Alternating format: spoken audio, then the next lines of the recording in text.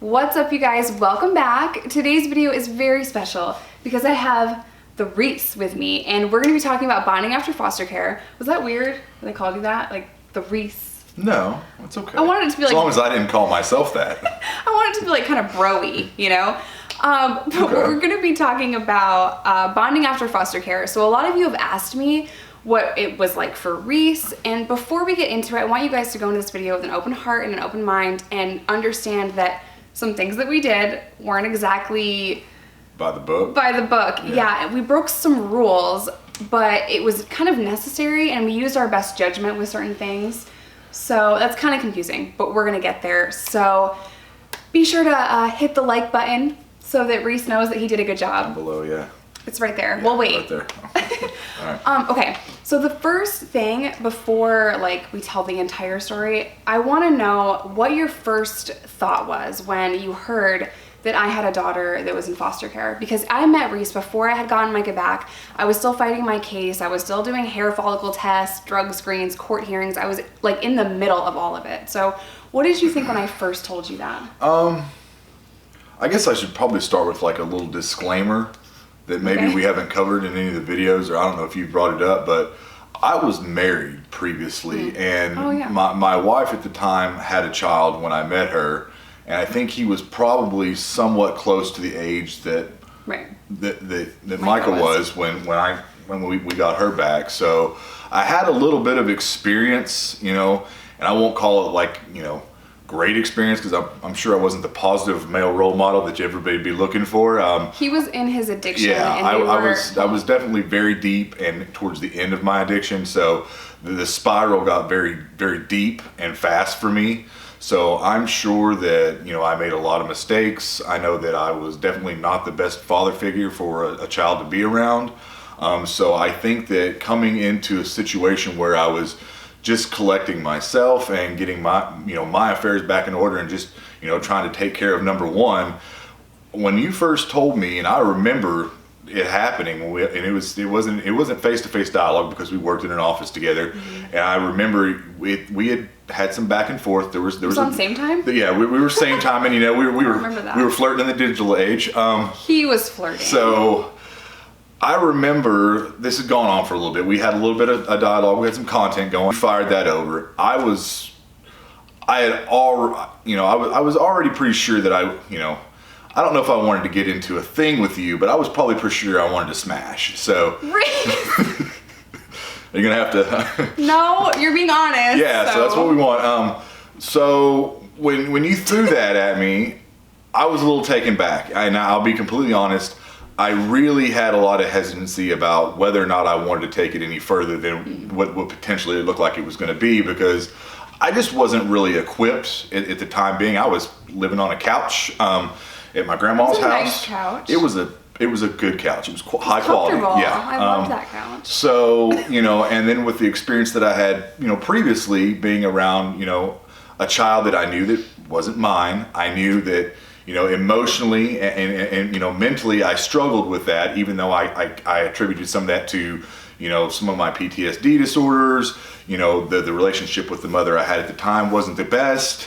I had some other contributing factors that were, some variables in my life, So he had met this girl and they got married in inside of 2 months. Yeah. Only stayed together for a year. He was in the middle of his addiction. He is an Army veteran with PTSD. So there's a lot there. And with PTSD, you are distant and closed off emotionally. And that has been a challenge for me too. It's hard to get close to Reece, but you have done so well over the course of 5.5 years of opening yourself up, and it's taken time. I acknowledge that is. Yeah. I'm very walled off, and I think I was probably always an introvert, growing up, Ooh, me too. So, and I think that, some of the things I experienced, especially with the military, the PTSD, and those all compounded, the way that I probably behave now and the way I approach relationships with people.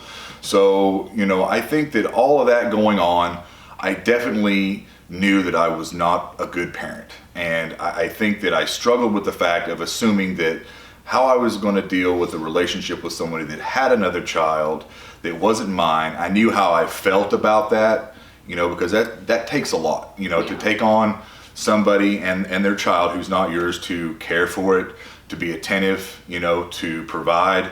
I failed miserably at that the first time around. And I think that being in the situation I was, when you told me that, I just thought, this is a big leap. I honestly, I really struggled with the idea of, was I going to push this any further, So to be 100% honest and transparent, it could have been a deal breaker. I really didn't know what to do. So I want to kind of talk about the DHS case. Okay. And what that looked like for me.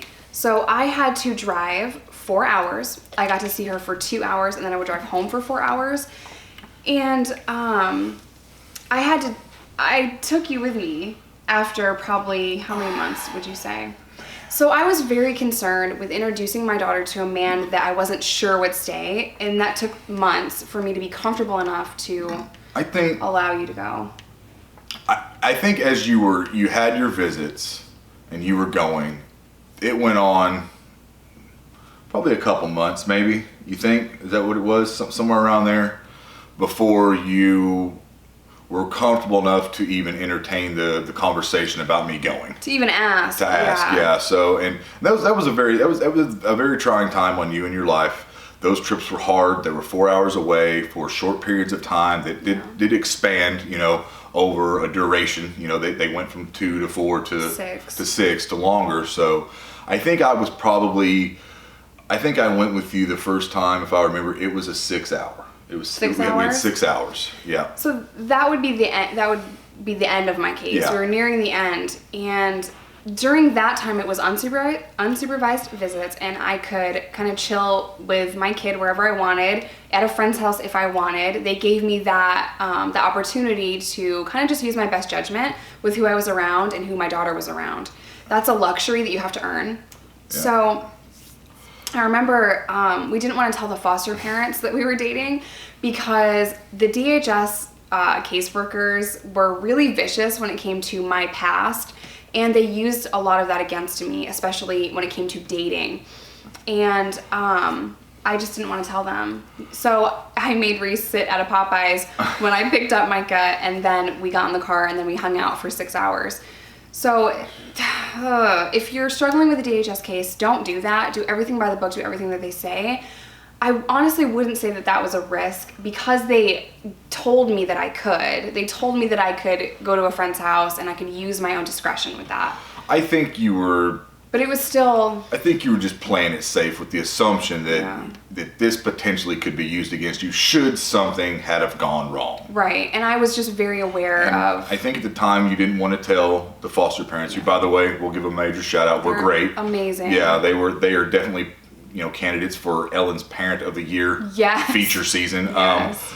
But I don't think you wanted to let them know, and I was comfortable with that. I think we drove over. We borrowed a friend's car, and because both of us were driving some major hoopties. Yeah, well, I don't think either of us had a vehicle that we felt could sustain a 4-hour drive and a 4-hour drive back. That is definitely where this thing started. So we took that friend's car over 4 hours, and you dropped me off down the street at the Popeyes Chicken, And I remember that first trip going, and I was kind of unprepared for what we were going to do. Mm-hmm. I knew it was a big leap.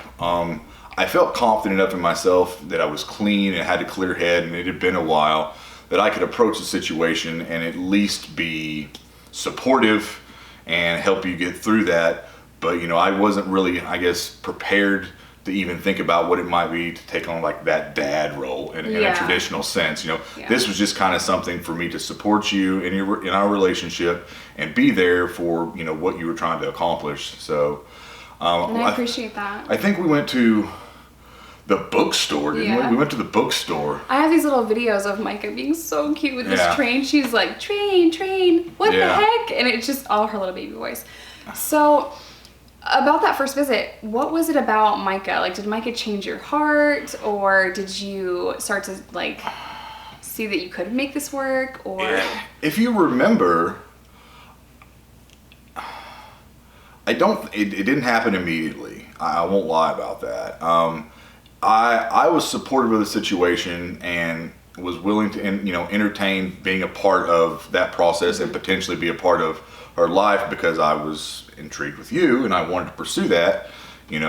I remember that first visit though, like not to cut you off, but I watched him interact with her, and I feel like you're being kind of like, I think you're hard on yourself, because I watched him with her and he would read books and he was playing with her, and you were so cute with her that first visit. And moms pay really close attention to this kind of thing, and sure. I was paying a lot, like I was watching you. I think, and I'm trying to really remember so I don't say anything that is not, cross or or is a misrepresentation of what really happened. I do remember thinking to really give a good effort. I mean, because she was not quite 2. She was right. Yes, she was. Was she was 2. Because didn't I buy the first Kate birthday, the Minion birthday? She wasn't home yet, though. Yeah, but she wasn't home yet, so she was a wasn't little bit before almost 2. 2. So I mean, I knew that there probably wasn't going to be a lot of dialogue between me and this child. I could play with her, I could entertain. I knew talked that really well. She talked pretty good, but I mean, she wasn't going to slap the ping pong bag across the table and let me work with what she was giving me. It was pretty much all about her and you. And I just remember thinking that I needed to try to do a good job of that. I knew we didn't have a lot of resources at the time. We were both pretty broke, and we weren't struggling. Well, you might. I was struggling. You're struggling to put gas in the car, but I was struggling. I didn't tell him that I was struggling as hard as I was too. I think I didn't know that right away. But I was probably doing a little better than you. I didn't have a place. I was couch surfing. You had a lot of bills. I didn't have a lot of bills, and I had a job, and I had some income going on. So, it's funny that you say that. Like I had a lot of bills, and they were getting paid, so I didn't feel like I was like broke. Yeah, I felt like I was doing a really good job. I think that and knowing that coming into this, that you were probably going to get this child back, and at a certain point, I think it was probably the second or third visit.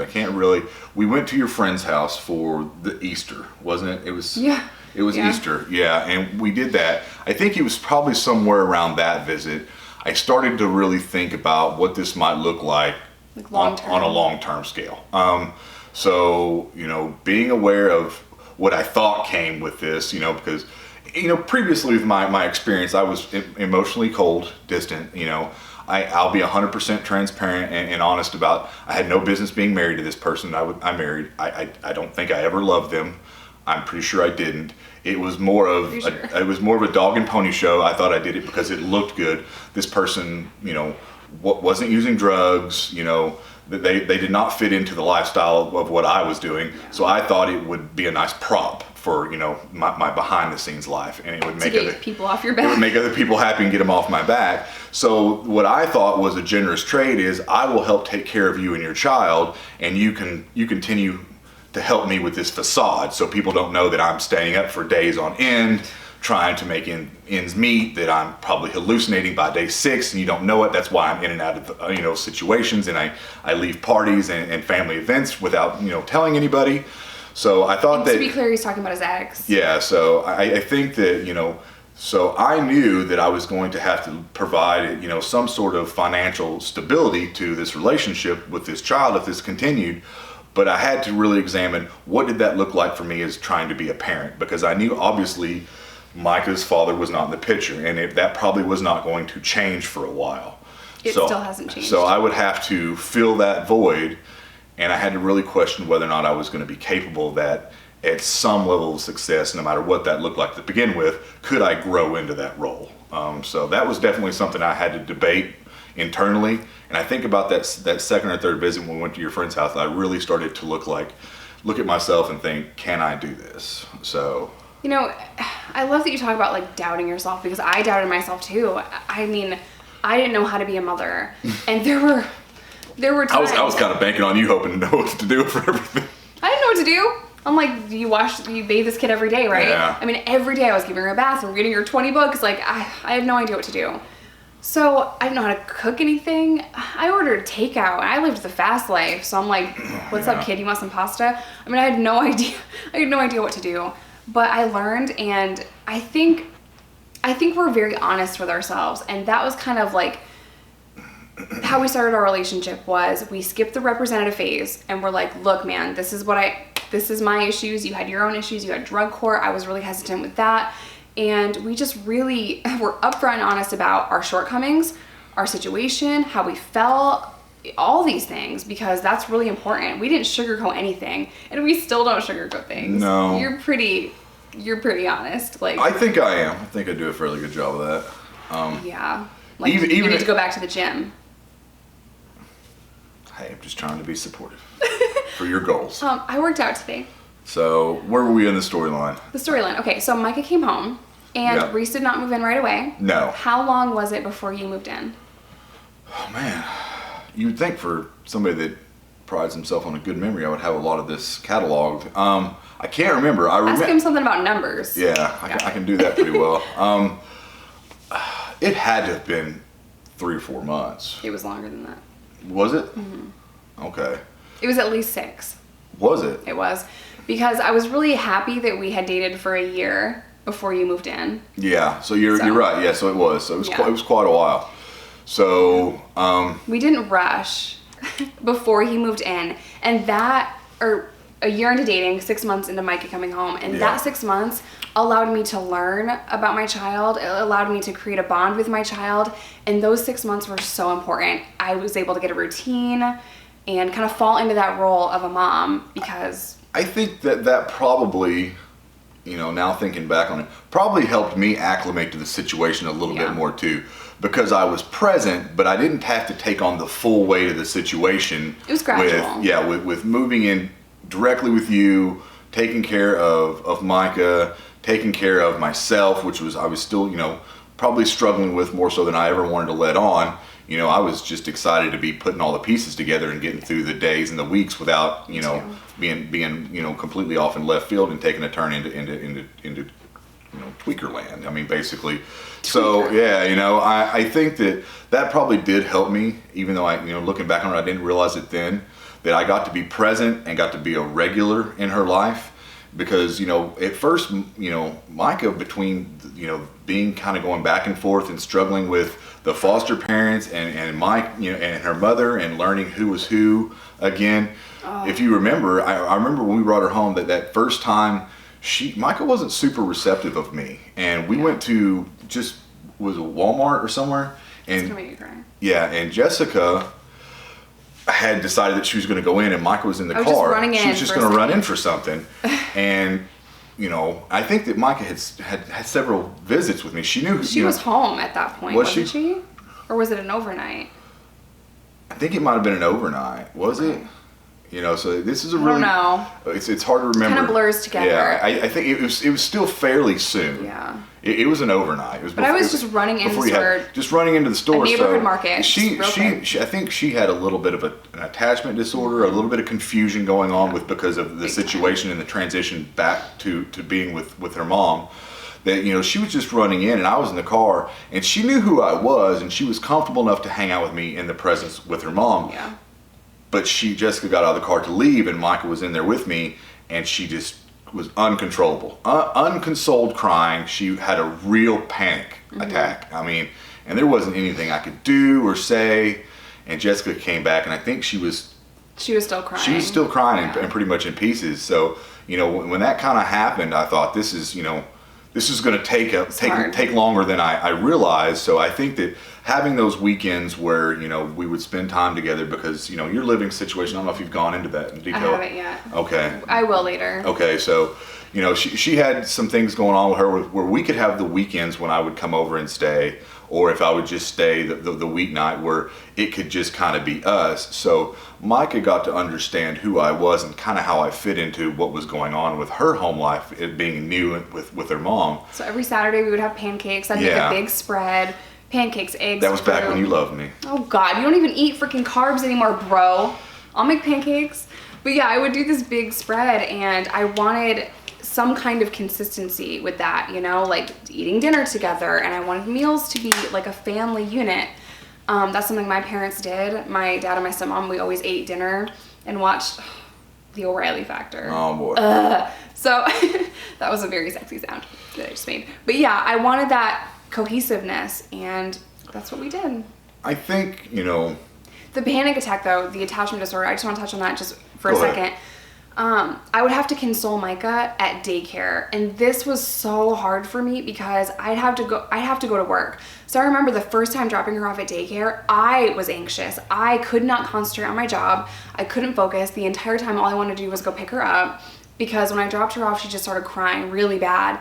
And I walked out of the room and I still heard her crying, and I had to go to work. I had to leave. And that tore me up the entire day. And that happened every single day for at least 2 months. Yeah. 2 months. And this daycare that we were at, DHS gave me daycare vouchers. That was the only assistance that I got, but I was grateful for it because daycare was expensive. And every day I'd pick her up, she'd be filthy. I'd do her hair in a braid or put her hair up, and she would have her hair down. There'd be food in her hair. Her diaper would be dirty because she wasn't quite potty trained. And it was a nightmare. It was so stressful for me, so stressful for Micah. And then finally we found an in-home daycare woman that was amazing. That was pretty quickly after I moved in with you, wasn't it? Yeah. And Reece footed the bill for that and gave Micah an amazing daycare. That the second we walked in this woman's house, she was comfortable, she was safe, she wasn't by my side, she was playing, and she didn't want to leave. And that spoke to me. I'm like, she's happy here. I remember that too. Now that you said that, even when I first moved in with you, we would go places. Micah stayed pretty close to you. She didn't run off. Like a lot of kids are. When we go out somewhere now, Riley can just. We were at the gym today, and Riley was like a whole hallway ahead of us going to the daycare. Yeah. Micah stayed in pretty close proximity to you. She did. She never got more than an arm's length away. I remember. She's a scaredy cat, but I kind of love that because Riley's not, and Riley gives me panic attacks. So I kind of like that Micah's a little reserved. But that has taken time, and even now she's almost 7 and she's afraid of climbing.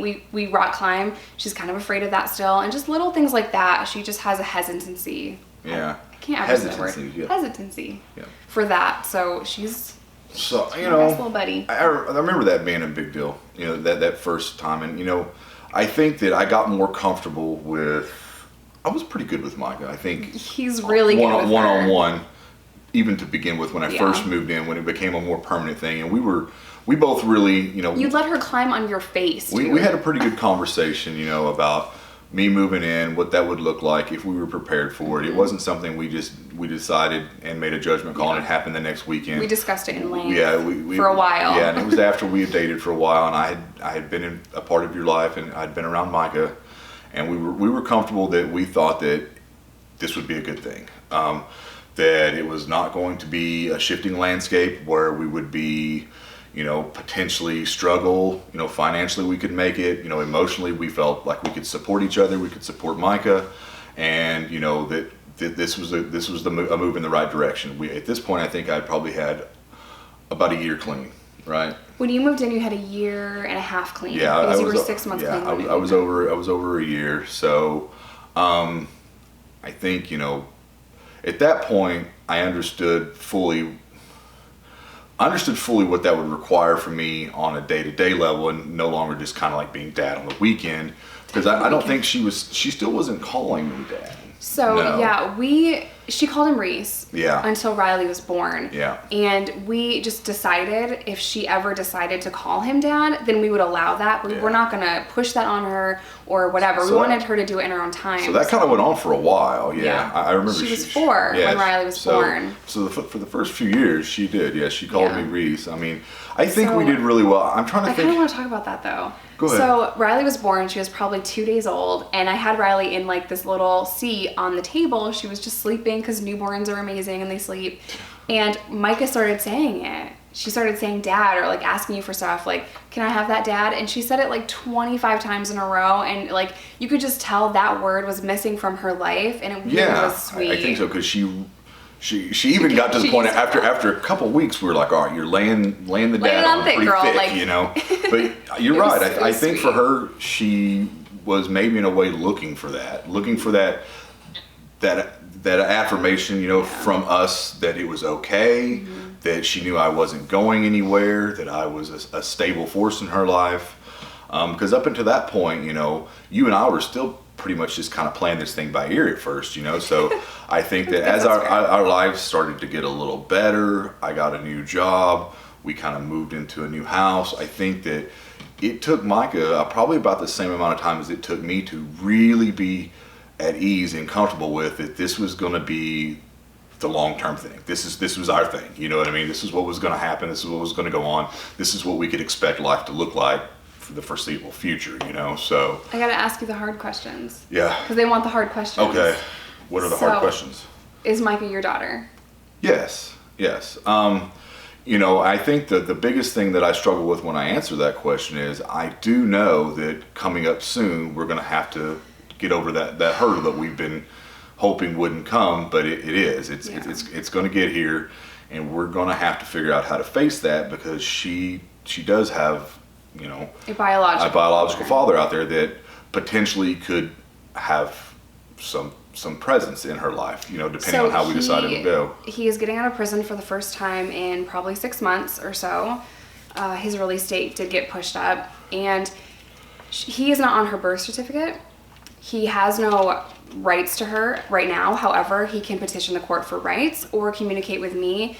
We are in a different state. I'm open to that if he is stable, sober, respectful of our wishes and my guidelines and supervision and all of that. There's a lot that goes into it, and we're not going to rush anything or put Micah in a compromising situation. In my mind, too, whatever we decide, you know, what I would like to see is whatever we define stable and a productive member of society, I would like to see a few months of that before we decide to do anything, you know. You know, I'd love to see these little short-term epiphanies that people come to, like, oh, they're really doing a good job, they're getting it together. I'm like, well, how long? Oh, the last 7 days have been great. And I'm like, oh, man, those 7 days are great. I could hold it together before I needed to sleep for 7 days, you know, back in my addiction. So this person isn't blowing me away. They're not impressing me. So you have to start somewhere, though. Yeah. And, you know, Micah has attachment disorder. She struggles with that. She can't be in a room with strangers and be comfortable. No. If she doesn't want to be in that person's life, I am not going to push it. I'm not going to force it. I don't think you should. Yeah. I'm going to let her decide. And I know a lot of people are like, you need to tell her before she's an adult. We know.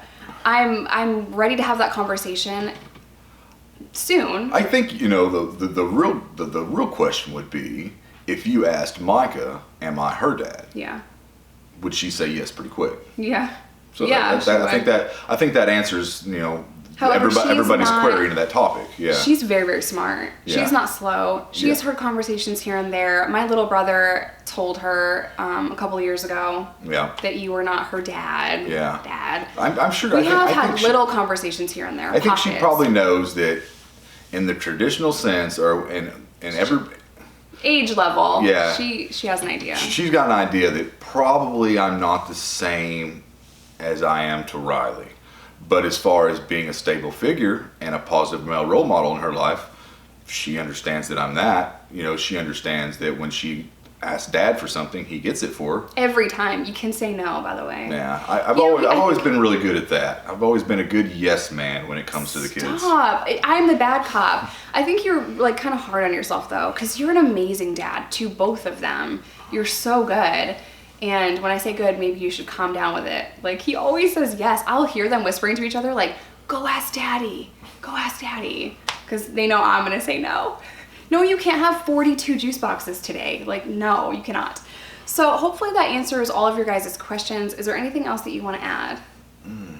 Yeah, I think the biggest thing for me to add would be my understanding of what it looks like to be a parent. You know, I love Micah. I'm very fortunate and very lucky to have the bond that I have with her and Jessica, and the way that looked when it transitioned into when we had Riley. Yeah. Because I think when that happened, I got a really good understanding more so of what it meant to be a parent and the things that come with that. You know, not just the provider and, you know, and being a stabilizing factor in the family unit.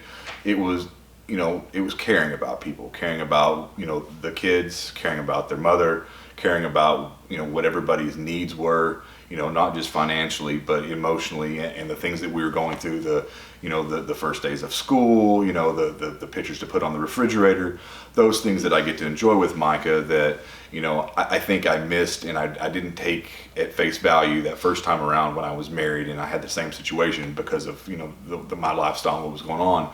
I get to enjoy that now. So that's the big thing. I will say that you were always present. Like, if there is something that you have to leave work for Micah, whether it's just to support her in a school thing or whatever, you're always there. Yeah. Sometimes I do say, don't worry about it. You don't have to leave for this one because it's like a really small thing. But the big things, even some not big things, you know, you want to be there and you want to be present, and just seeing your relationship with the girls has made me love you even more.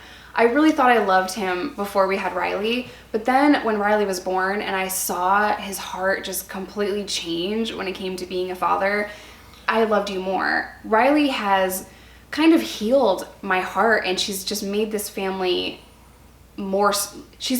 stronger. And the bond that Micah and Riley have is beautiful and amazing and so sweet most of the time. Because they fight like cats and dogs. But I don't know, Micah having a sibling is something that I'm so fortunate to have, because Micah needed a little friend, you know? I think our family definitely feels whole. Yeah. We kind of have that, that made me cry. You know, that complete feeling that probably It you and I feel- that looked for a long time, that we didn't have in our lives when we were using, and Yeah. you know, we were feeling that void and that need with other things, you know, whether it be material, drugs, or you know things that weren't good for us. We were searching for probably what we have now. Oh my God, why does that make me cry? Because it's so profound. Shut up, I will literally stab you. Because it's the truth. It's the truth. And the truth really hits home. And I think that's what's the biggest thing for you and I. And very much so that I'm sure we're both really hard on ourselves now, because we kind of are accidental parents. You know, we didn't plan this. You know, this wasn't the traditional trajectory for most family units, where we decided we were going to get married. We bought a house after we got done with college. Our parents were there with gifts. we just kind of, we've kind of stumbled onto this thing and, you know, put our lives back together, had these children, did the best we could, provided, you know, the best parenting that we could possibly come up with. We know we make mistakes, Thus but far. I think that we do a great job of not being hard on ourselves, not letting other people's opinions or views of the world decide how we want to be parents. We choose what we want to do, how we want to raise these children, and how we want this family to operate. Yeah. And I think that's great. You know, I think that you and I probably still have a long ways to go. These children are still small. We're still not for sure if we maybe want to have another addition or not. It's still up in the air. We are sure. He is not sure. Yeah, but you know, I think that things will only get better from here for us. I love you. Thank you. I love you. You're so great. So yeah, we're gonna end it here before I just fall apart and start crying. But I think you did a really good job. Thank you. I also think you're a little hard on yourself because you're amazing. You're such a good dad. You really are. Well, I try. He does try, and that's what makes him so great. So I love you guys, and please remember to give this video a thumbs up if you think Reece did a really good job. Thank you so much for sharing that, because it's hard to be really brutally honest, but I would expect nothing less from you. So good, that's what you get. all right, you guys, stay safe, stay sober, and I'll see you in my next video.